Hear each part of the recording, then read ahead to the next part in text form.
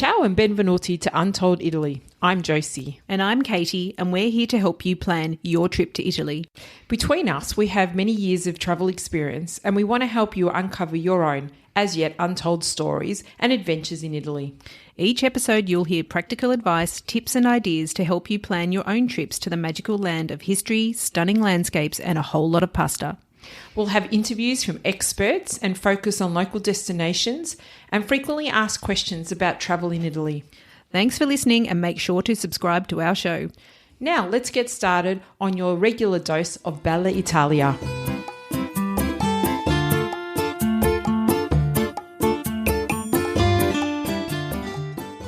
Ciao and welcome to the episode 7 of Untold Italy. In this episode, we'll be talking about tipping at restaurants, hotels, and for tours. And taxis too. This can be quite a controversial or misunderstood topic because travellers are coming to Italy with the customs they have at home. So in this episode, we are going to demystify tipping in Italy so you can confidently go about your travels. Yep.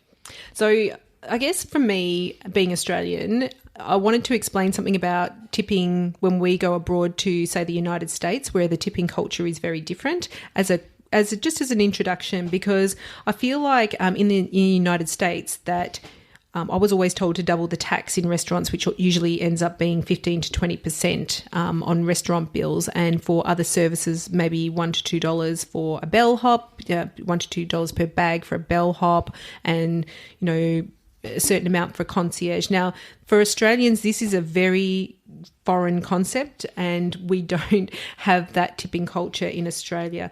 So maybe we can explain some of the tipping culture in Australia so we can contrast that, Josie. Yeah, Katie, look, coming from my hotel background, there is no need to tip. Okay, so it is not, our wages is quite at a level where we don't need to supplement the wage of a bellhop or a receptionist in a hotel. So it really comes down to the service you get. So if someone has gone out of their way in a restaurant, so in restaurants you can definitely give a tip that is at your discretion. It is not something that you're made to do or expected to do.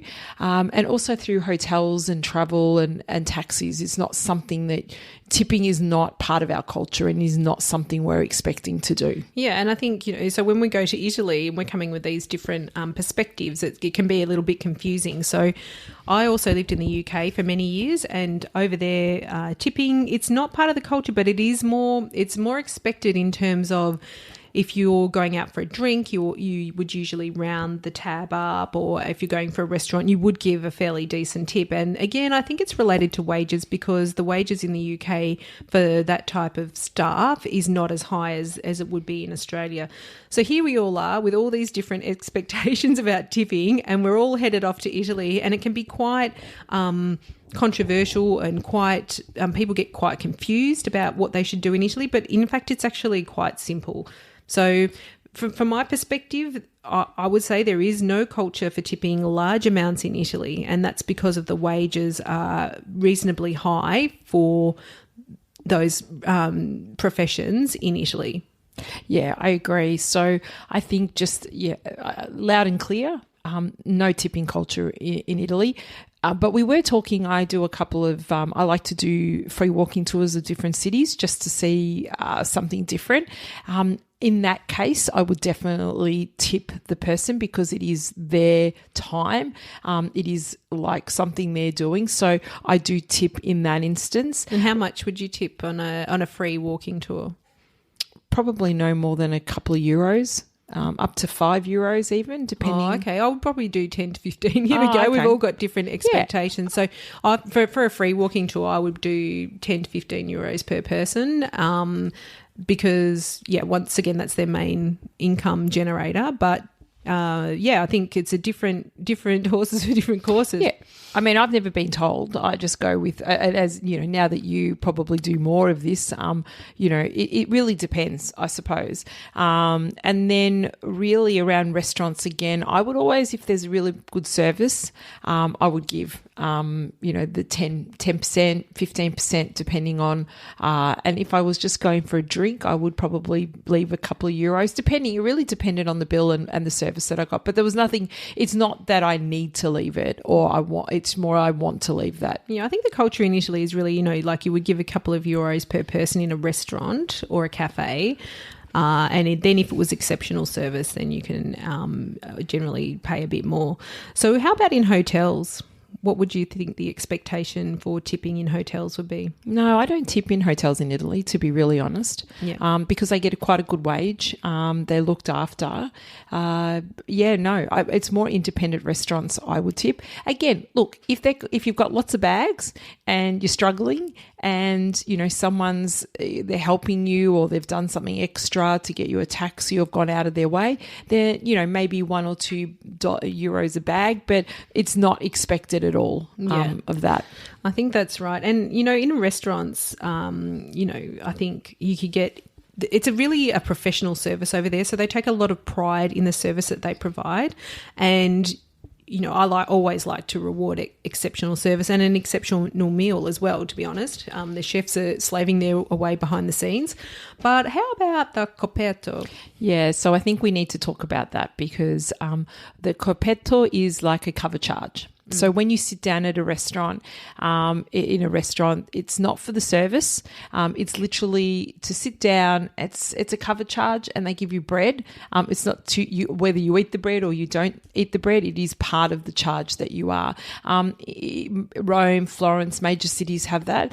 I find that when you're out in some of the littler towns, it's not so prevalent, but definitely in the major towns. Yeah. So the money from the coperto goes to the restaurant, not the server. So if you're wanting to reward the server, then you will need to add an additional tip on top of that. So look, I know it's confusing. It really is. And I think that, you have to go with just some general guidelines and really use your own judgment. And I think if you use the principle that exceptional service deserves an extra reward, then that'll stand you in good stead in Italy. And I think we definitely found that with paid tours. So you can pay a lot for paid tours. If you're doing a small group tour, you're paying, at least, for a couple of hours, it's going to be at least 70, 80, 90 euros. And they really don't expect a tip. But if you wanted to reward them for an exceptional day out, then absolutely go right ahead.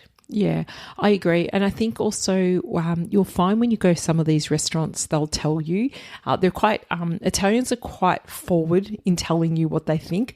So they'll tell you that the coperto is for the restaurant, but you can still leave a tip for me. So that they will sometimes, so don't feel that they're, you might be confronted by it. It's just the way they are. Yep. So I think your finances best and how you want to budget for your trip. But what we're saying is that you don't need to be budgeting 15 to 20% tip or for all your meals into your budget. So if you're paying for a meal that's say 45 euros, then you'd probably round it up to 50 euros. So I think please just tipping is for some reason, it's very controversial, but I think it just needs to be simplified to the fact that if you get exceptional service, feel free to tip. Otherwise, leave a handful of euros. I do think with the paid tours, I think 10 to 15 euros per person is about right.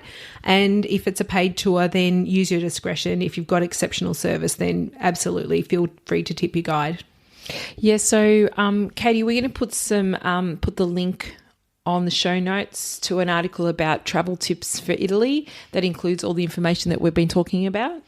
Yep, and you can also ask any more questions you have on tipping on our Facebook group, and we'd love to see you there. We have experts and friendly travellers ready to answer your questions about itineraries, where to eat, what to see, and much more. And coming up in episode 8, we'll be talking about accommodations, hotels, apartment, Airbnbs, and all the best tips where to stay in Italy. Well, I know that you've got so much knowledge to share on that, Josie, because of your background in hotels, and I am I think that getting your accommodation choices right is one of the most important ways to plan your trip.